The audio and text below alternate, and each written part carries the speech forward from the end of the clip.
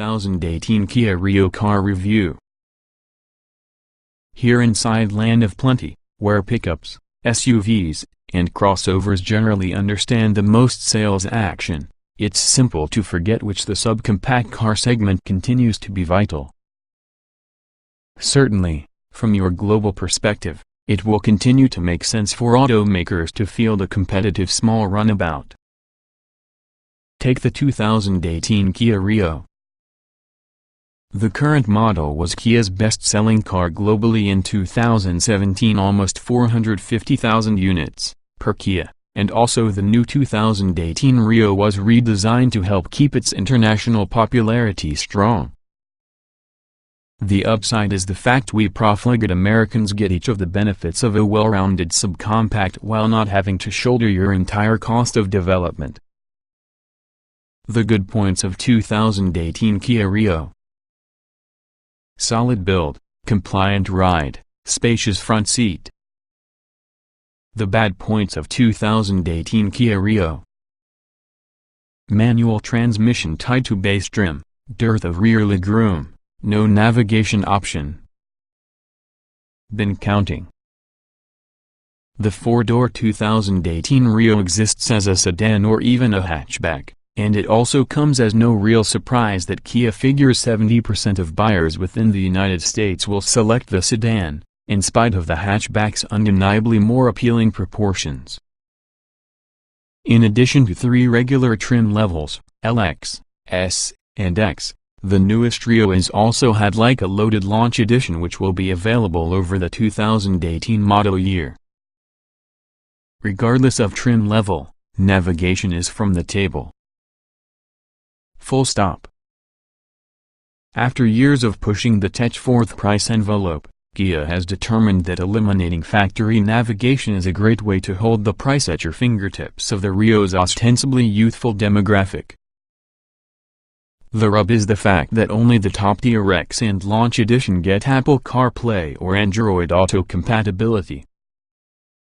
The rest of us will probably be left to the cellular devices, although at this time they're so integrated with all the human condition that people suspect few buyers within this segment will mind. Pursuit of fiscal efficiencies also triggered the virtual elimination, with the Rio's options really the only extra cost item at this moment being leather upholstery with red accents within the X. Without the capacity to add features, Rio purse should choose their trim level wisely. The base LX, one example is, has crank windows and manually adjusted side mirrors, plus it rolls on 15-inch steel wheels, Bluetooth, cruise control, a backup camera, a center console armrest, and keyless entry will not be available. Starting May 1, 2018, innovative cars are necessary to have a backup camera as standard, and then we expect that this LX trim will adopt the feature. The mid-range S trim level does get Bluetooth and also a backup camera but uses rear drum brakes and makes do without a telescopic tire. All Rios get tilt and visor vanity mirrors, among other minor details. While the three trims come with satellite radio, the LX and S employ a tiny 5.0-inch screen. As you move, the top spec X gets to be a 7.0-inch unit to produce the most from the Apple CarPlay Android Auto hookup. Only the X includes aluminum wheels, a telescoping column, automated emergency braking, a leather-wrapped tire and shifter, along with a few other things. In a spectacular illustration showing micro-VIN counting, 71 employ a 4-speaker speakers, but the upper two models get dedicated tweeters for just a total of 6 speakers. Soul power. The minimalist theme continues within the Rio's hood. The same direct-injected 1.6-liter inline-four used from the previous Rio plus the current base Soul may be the only available engine. The Europe market 2018 Rios we drove earlier featured 3 entirely different engines. Rated at 130 horsepower and 119 lb-ft of torque, output drops by 8 horsepower and 4 lb-ft, but what's there reaches lower RPM. A vague power graph the corporation produced shows a little increase of torque at 1,500 revolutions per minute in comparison with all the engine's previous tune. Although both 6-speed manual and 6-speed automatic transmissions can be obtained, Kia believes only around 5% of buyers will require the raw-own gearbox and limits its availability towards the base LX. For our first exposure to your U.S.spec Rio, Kia had only top-tier X models accessible. The upside will be the overwhelming tastes test vehicles were hatchbacks. That is our preferred version from the Rio for both aesthetic and basic reasons, despite America's peculiar preference with the sedan. Acceleration given by the 1.6-liter 4-pot, you may guess, is leisurely. What power there is certainly comes on in linear fashion, unsurprisingly, for the naturally aspirated engine, and shifts are tuned for comfort.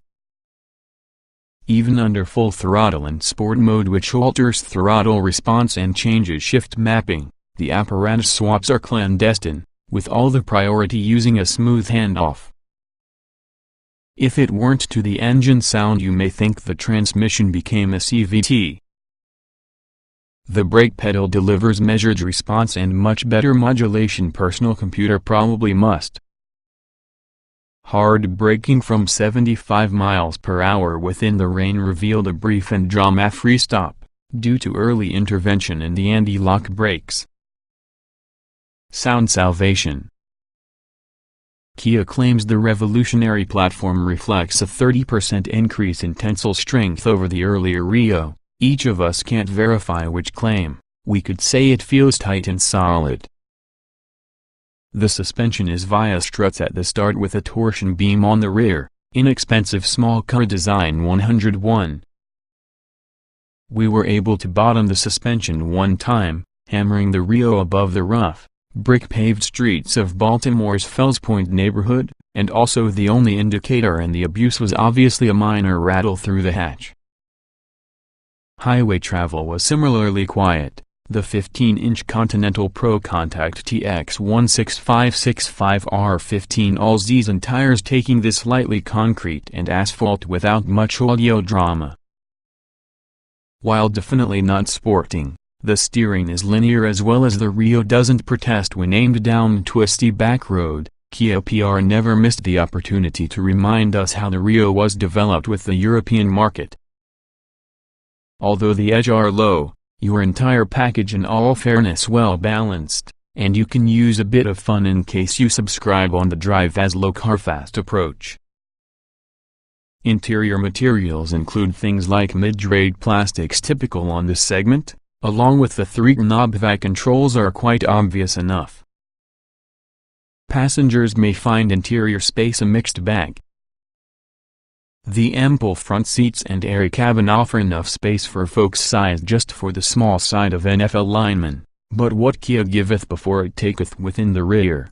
The reasonably comfortable rear seat bottoms and seat backs are essentially pointless considering the dearth of legroom. The sedan's cargo hold offers only 14 cubic feet of space resistant to the hatchback's 17 cubes, and that is increased to 33 using the back seats folded. By comparison, the Honda Fit has 17 cubes behind the spine seats as well as the Ford Fiesta has 15. Dilemma. Given the present modest valuation on fuel from the U.S., pricing may be the critical factor for subcompact cars. The entry-level Rio LX sedan starts at $14,885 with all the manual transmission. Put in $1,000 for your automatic.